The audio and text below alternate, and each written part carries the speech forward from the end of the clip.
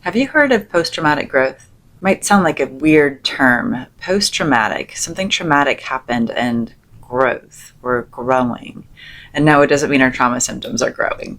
It actually means that we are becoming stronger and wiser and more powerful because of what happened. I call this the Phoenix process. It's this idea of, yes, we may burn up in the flames and we will rise again. We have the ability to create a space where, as we rise up, we are learning and growing from what has occurred. And because our brain is neuroplastic, we can actually create our own post-traumatic growth at a neurobiological level. And you can bet that that havening touch empowers the entire journey.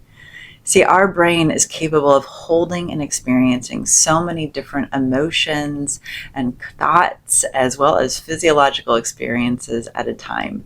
And when we lean into the difficult with curiosity, we can start to tease apart opportunities for growth and strength and inner wisdom. We can reflect back on the what used to be and no longer is, and remember why it was so important and valuable to us, and use that information to foster and cultivate future experiences and relationships. We can create an opportunity to lean inward with self-compassion and give ourselves a new space of grace and loving tenderness that we might not have had before. We can also create a deeper connection to the world around us. Losing something or someone is a very unique part of life's ongoing journey.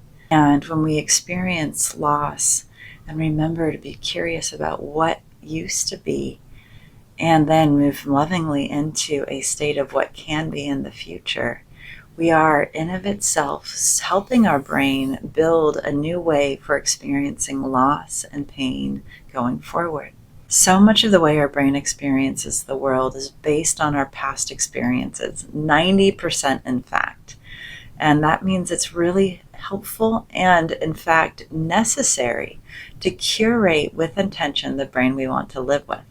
In this channel, we talk a lot about the case for trauma, the case for survival, and the case for thriving. Remember, CASE stands for cognitions, autonomic, our body responses, somatosensory, as well as our emotional world. The emotions piece is the base of the case. It drives everything else. It is the foundation. And as we move into a deeper relationship with our emotions, we are actually in of itself getting stronger. Our emotional vocabulary allows personal empowerment to unfold because we can start to notice the nuances of our thoughts, our autonomic and our somatic. That in of itself is post-traumatic growth. It's sculpting a new way forward at a neurobiological level. And one of my favorite tools for doing this is that Creating Possibilities protocol. If you're not familiar with it, you can find a link to our playlist in the notes below. It's a way to gently and lovingly sculpt a way to explore the world through a new lens, a new perspective, to cultivate experiences and feelings that we want more of, especially in difficult times. And we can use breathing exercises such as the breath titration, also linked in the notes exercise, to cultivate awareness of our brain and our body's capacity to have many different emotional states at any given time. We can have difficult feelings of loss and also hold gratitude for the what used to be.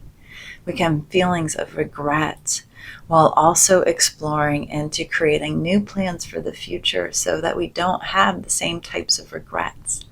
Our mind and our body is incredibly flexible and they love to learn. So create space for yourself by leaning in with loving care, by getting curious about the grieving journey and building a new way forward.